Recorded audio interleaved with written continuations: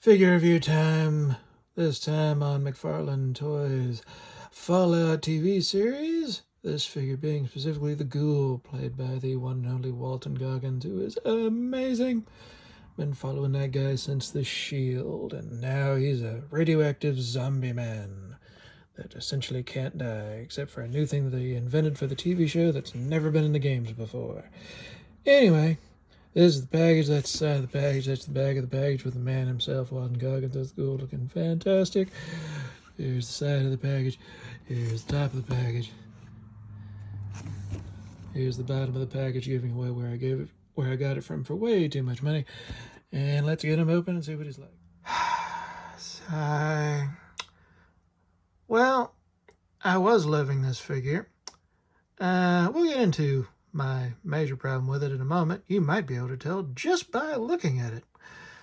Before we get to the figure itself, let's go over the accessories. Here's the usual useless McFarlane stand, which they should really just melt down to, make more hands for the figures. We got the art card, which is the same as what's on the back of the card box. It is a fairly decent likeness for a, well, 30-ish something dollar figure. It could be better. A little bio on the back if you want to pause to read that.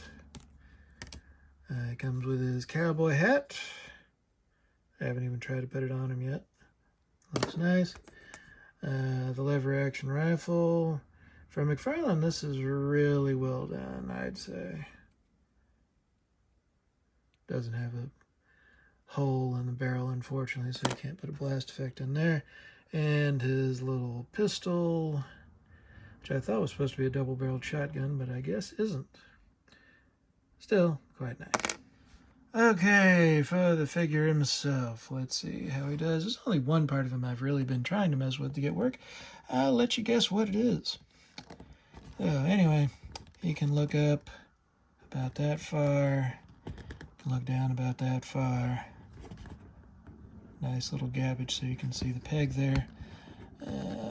Lots of side to side, so that's good. I don't believe the neck moves, just the head. So, okay. All the way up. Yep. All the way up so you can T-pose him and really get that Bethesda likeness going. All the way around. There is a bicep swivel, double jointed, heavily pinned elbows that go out about that much, ball joint wrist, turn all the way around. For the waist, yeah, there is a joint in there, but given the trench coat and such, it's not really of much use. The diaper that for once blends in fairly well with the figure. There's his pistol holster right there for storage, so that's nice. Oh, he also has the storage on the back there for the lever action rifle, so that's pretty sweet. He can kick up pretty far. I mean, the diaper's getting in the way, as it always does with McFarlane. Got, well, does he? Not really much on the thigh rotation. Knees, double jointed knees. Go in about that much. There's really nice detailing work throughout. I'll definitely give them that, even though the giant pins are a bit ridiculous. And now for the part which maybe y'all had guessed by looking at the figure at the beginning, or not. He did ball joints at the ankles. And I guess somebody at the factory just said, screw whoever buys this one in particular, because that ball joint is stuck cockeyed.